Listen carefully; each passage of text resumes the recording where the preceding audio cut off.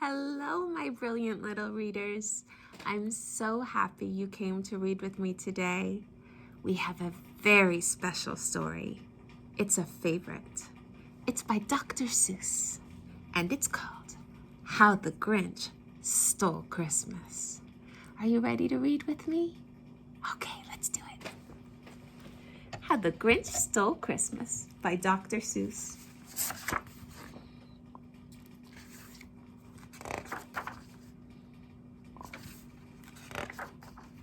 The Grinch Stole Christmas. For Teddy Owens.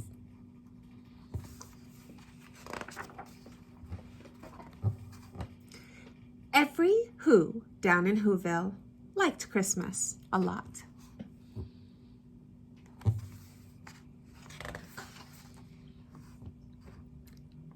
But the Grinch, who lived just north of Whoville, did not. The Grinch hated Christmas, the whole Christmas season. Now, please don't ask why. No one quite knows the reason. It could be his head wasn't screwed on just right. It could be, perhaps, that his shoes were too tight. But I think that the most likely reason of all may have been that his heart was 2 sizes too small.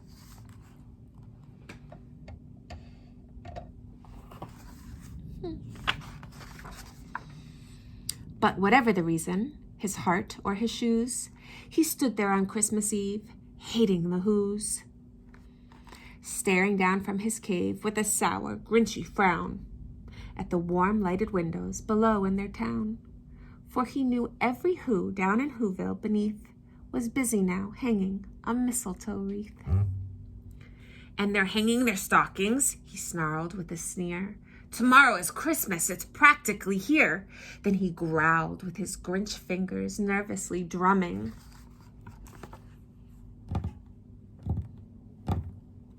I must find some way to stop Christmas from coming. For tomorrow, he knew.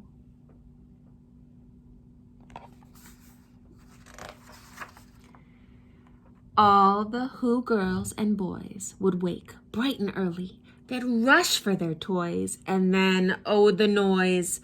Oh, the noise, noise, noise, noise. That's one thing he hated.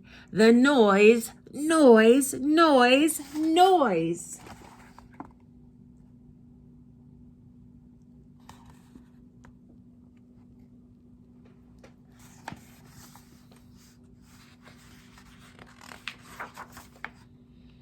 Then the Whos, young and old, would sit down to feast, and they'd feast, and they'd feast, and they'd feast, feast, feast, feast. They would feast on Who pudding and rare Who roast beast, which was something the Grinch couldn't stand in the least.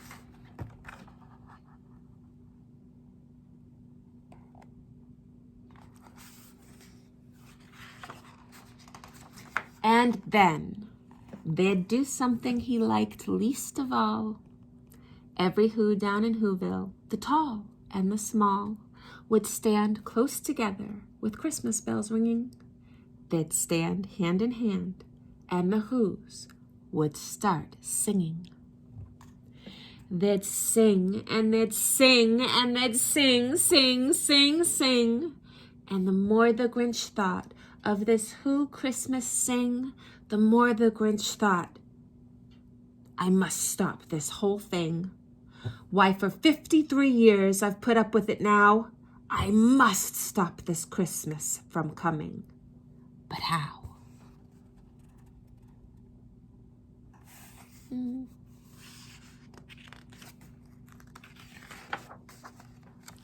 And then he got an idea. An awful idea. The Grinch got a wonderful, awful idea.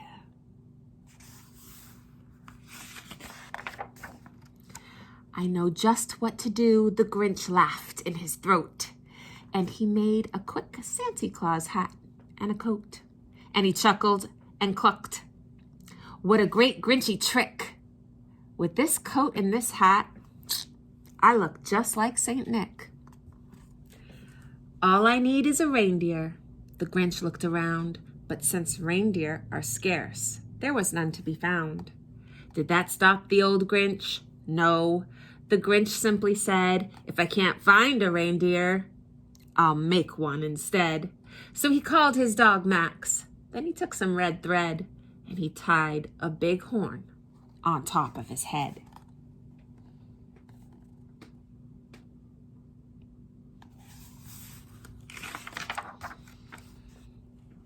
Then he loaded some bags and some old empty sacks on a ramshackle sleigh, and he hitched up old Max. Then the Grinch said, "Giddy up!" And the sleigh started down toward the homes where the Whos lay a snooze in their town.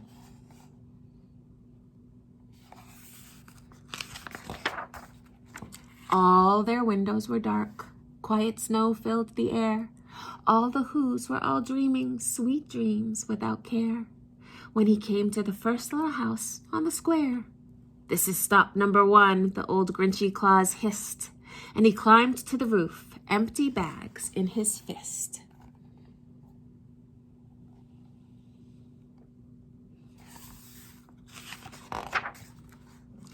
Then he slid down the chimney, a rather tight pinch, but if Santa could do it, then so could the Grinch. He got stuck only once, for a moment or two. Then he stuck his head out of the fireplace flue, where the little Who stockings all hung in a row. "These stockings," he grinned, "are the first things to go."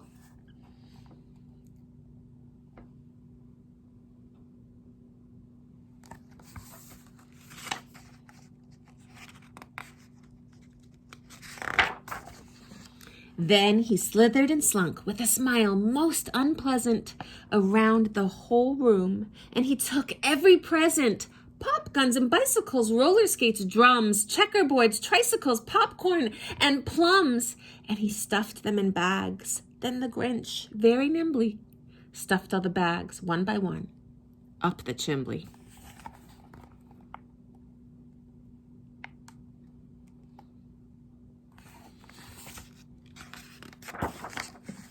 Then he slunk to the icebox. He took the Who's feast. He took the Who pudding. He took the roast beast. He cleaned out the icebox as quick as a flash. Why, that Grinch even took their last can of Who hash.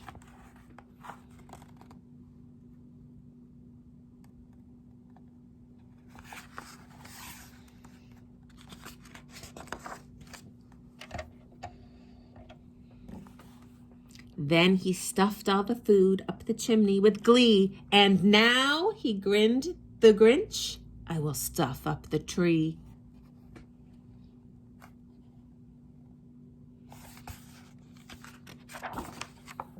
And the Grinch grabbed the tree, and he started to shove. Then he heard a small sound like the coo of a dove. He turned around fast, and he saw a small Who, little Cindy Lou Who was not more than 2.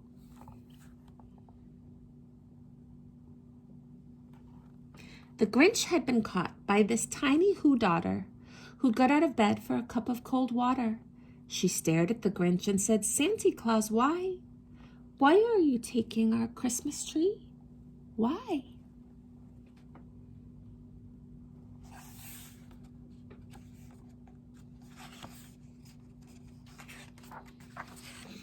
But you know that old Grinch was so smart and so slick. He thought up a lie, and he thought it up quick. "Why, my sweet little tot," the fake Santa Claus lied, "there's a light on this tree that won't light on one side. So I'm taking it home to my workshop, my dear. I'll fix it up there, and I'll bring it back here." And this fib fooled the child. Then he patted her head, and he got her a drink, and he sent her to bed. And when Cindy Lou Who went to bed with her cup, he went to the chimney and stuffed the tree up.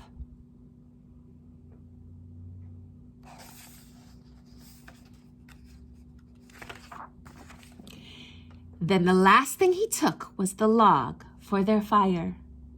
Then he went up the chimney himself, the old liar. On their walls he left nothing but hooks and some wire.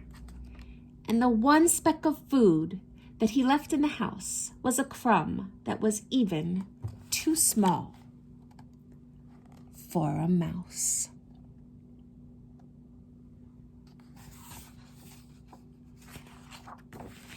Then he did the same thing to the other Who's houses, leaving crumbs much too small for the other Who's mouses.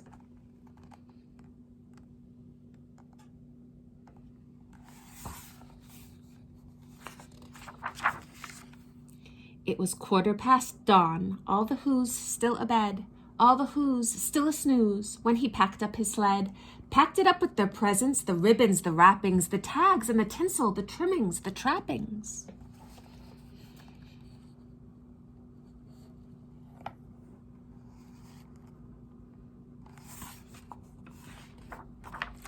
"3,000 feet up the side of Mount Crumpet, he rode with his load to the tip-top to dump it. Pooh-pooh to the Who's, he was Grinchiously humming. They're finding out now that no Christmas is coming. They're just waking up. I know just what they'll do. Their mouths will hang open a minute or two. Then the Who's down in Whoville will all cry, boo-hoo."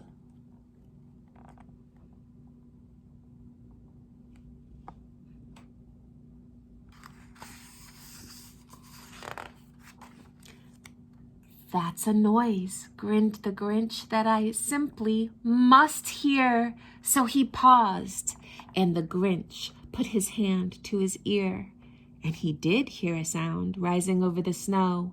It started in low, then it started to grow.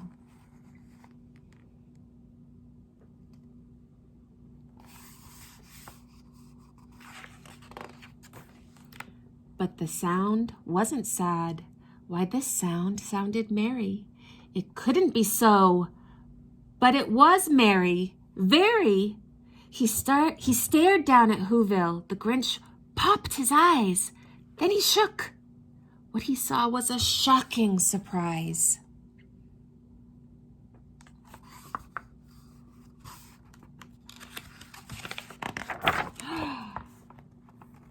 Every Who down in Whoville, the tall and the small, was singing without any presents at all.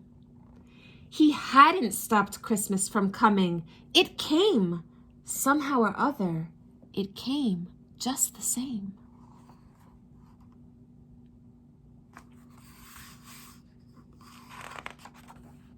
And the Grinch, with his Grinch feet ice cold in the snow, stood puzzling and puzzling. How could it be so? It came without ribbons. It came without tags. It came without packages, boxes, or bags. And he puzzled 3 hours till his puzzler was sore. Then the Grinch thought of something he hadn't before. Maybe Christmas, he thought, doesn't come from a store. Maybe Christmas, perhaps, means a little bit more.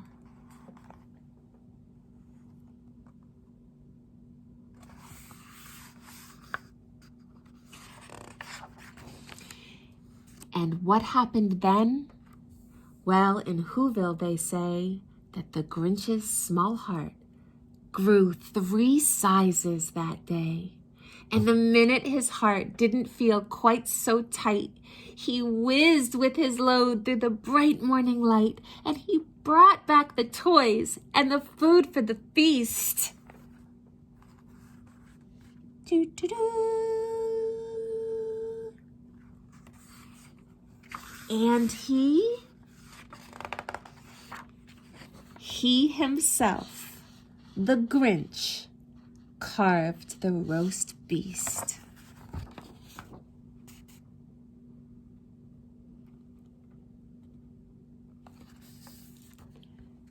The end. How the Grinch Stole Christmas. I hope you loved this story. Keep reading, my brilliant little readers. I'm so proud of you. I love you and always believe in the magic.